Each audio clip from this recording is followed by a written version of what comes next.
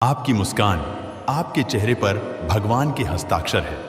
उसे अपने आंसुओं से धुलने या क्रोध से मिटने न दें। कोई भी व्यक्ति हमारा मित्र या शत्रु बनकर संसार में नहीं आता।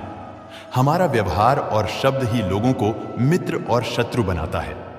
जो व्यक्ति हर वक्त दुख का रोना रोता है, उसके द्वार पर खड़ा सुख बाहर से ही लौट जाता है। जिसके पास उम्मीद और आस है, वो जिंदगी के हर इम्तिहान में पास है। हर कोई अपना नहीं होता और यही सच है।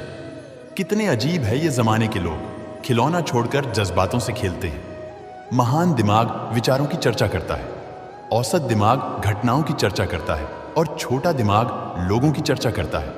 अहंकार न पालिए जनाब। वक्त के समंदर में कई सिकंदर डूब गए। इन 5 जगहों पर हमेशा चुप रहे। पहला, जहां आपके शब्दों की कोई कीमत नहीं। दूसरा, जहां बोलने के बाद आपको पश्चाताप न करना पड़े। तीसरा, अगर आपके बोलने से किसी का दिल दुखता हो। चौथा, अगर आप गुस्से में हो, क्योंकि गुस्से में इंसान बिना सोचे समझे कुछ भी बोल देता है।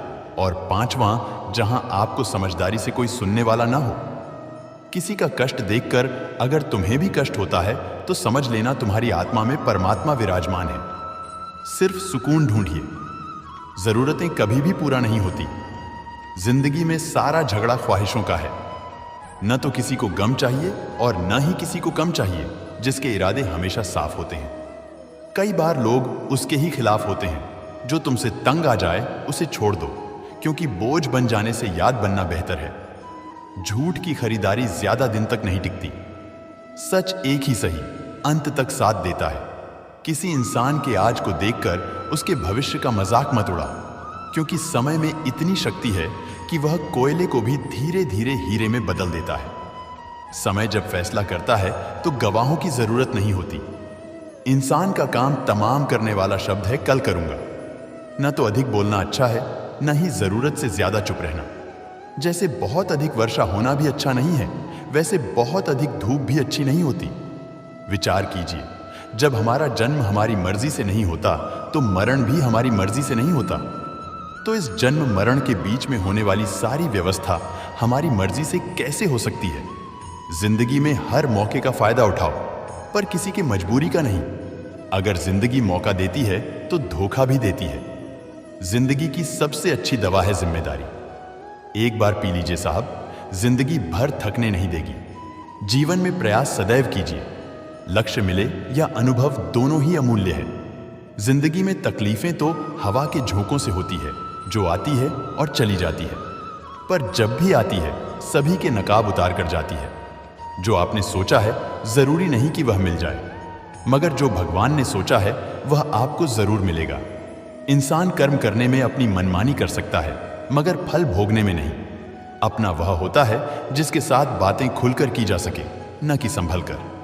मनुष्य अहंकार और गलतफहमी के कारण महत्वपूर्ण चीजों से दूर रहता है। गलतफहमियां सच नहीं बताती और अहंकार सत्य को देखने नहीं देता।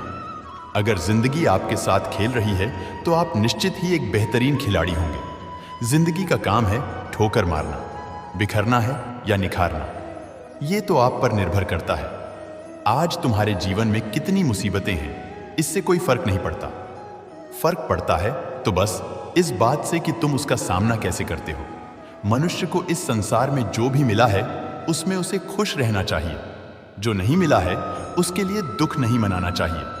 इंसान ने जितना उसके लिए सोचा है, भगवान ने उसके लिए उससे कहीं ज्यादा सोच कर रखा है। इसलिए कभी भी किसी चीज के बारे में चिंता मत करो। प्रभु श्री राम ने घर में विरोध सहा है, कान्हा ने भी समाज में बहुत सहा है। यह आपके साथ भी होगा। पर अगर आप इससे ऊपर उठोगे तो कुछ न बनेगा। दूसरों पर निर्भर रहने वाले लोग कभी खुश नहीं रह पाते। इसलिए इस लायक बनिए कि आपकी इच्छाओं को आप पूरा कर सके। एक गांव में आग लग गई। आग बढ़ती जा रही थी और सभी लोग इधर उधर भाग रहे थे। यह दृश्य एक चिड़िया देख रही थी। उसने सोचा आग बुझाया जाए। अपनी चोंच में पानी भरकर आग बुझाने का प्रयास करने लगी। वह बार बार अपनी चोंच में पानी लाती और आग पर डालती। जब गांव वालों ने चिड़िया के इस प्रयास को देखा तो उनमें और जोश आ गया। उन्होंने सोचा, जब यह चिड़िया कर सकती है तो हम क्यों नहीं? यह सब एक कौवा देख रहा था।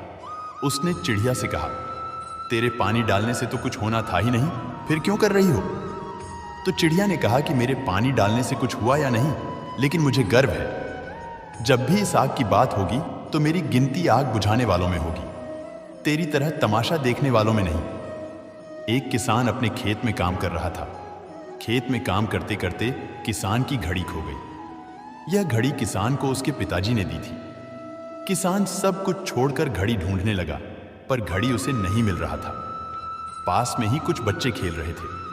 किसान ने उन्हें बुलाया और बोला कि मेरी घड़ी ढूंढने में मेरी मदद करो, मैं तुम्हें इनाम दूंगा। सभी बच्चे उत्साह में घड़ी ढूंढने लग गए, लेकिन घड़ी किसी को भी नहीं मिला। कुछ घंटे बाद सब बच्चे चले गए। किसान ने भी अपनी उम्मीद छोड़ दी और अपने घर जाने की तैयारी करने लगा। आखिर में एक बच्चा किसान के पास आया और उसने कहा, मुझे बस थोड़ा और वक्त दो, मैं घड़ी ढूंढ दूंगा। किसान ने कहा, ठीक है, मैं कुछ देर बाद आता हूं, तुम देखो तुम्हें घड़ी मिलती है या नहीं। किसान जब 20 मिनट बाद आया तो उस बच्चे के हाथ में घड़ी थी। किसान आश्चर्यचकित हो गया। बच्चे से पूछा, तुम्हें इतनी जल्दी घड़ी कैसे मिल गई? बच्चे ने कहा, सब कोई जा चुका था तो इतनी शांति थी कि मैं धीरे धीरे पूरे खेत में घूमकर आवाज सुनने लगा। जैसे ही शांति में मुझे आवाज सुनाई दी, वैसे ही मुझे पता लग गया कि घड़ी कहां पर है। दोस्तों, ये कहानी शांत दिमाग का बहुत ही बढ़िया उदाहरण है। जब हमारा दिमाग शांत होता है तो हड़बड़ी, चिंता खत्म हो जाती है और आसपास का शोर भी खत्म हो जाता है और हमारा दिमाग अपने आप काम करता है और हमें सही दिशा दिखाता है। दोस्तों, आज के लिए इस वीडियो में बस इतना ही। अगर आपने इस वीडियो से कुछ भी सीखा है तो कृपया इस वीडियो को एक लाइक कर दें और कमेंट में जय श्री राधे कृष्णा जरूर लिखें। अगर आप इस चैनल पर नए हैं और आप ऐसी वीडियो और देखना चाहते हैं तो कृपया चैनल को सब्सक्राइब करें और नोटिफिकेशन बेल आइकॉन को ऑल पर सेट कर लें, ताकि हमारे सभी नए वीडियो के नोटिफिकेशन सबसे पहले आपके पास आ जाए। आपका समर्थन हमारे लिए बेहद ही महत्वपूर्ण है। श्री कृष्ण की कृपा आपके साथ सदैव बनी रहे। धन्यवाद। जय श्री कृष्णा।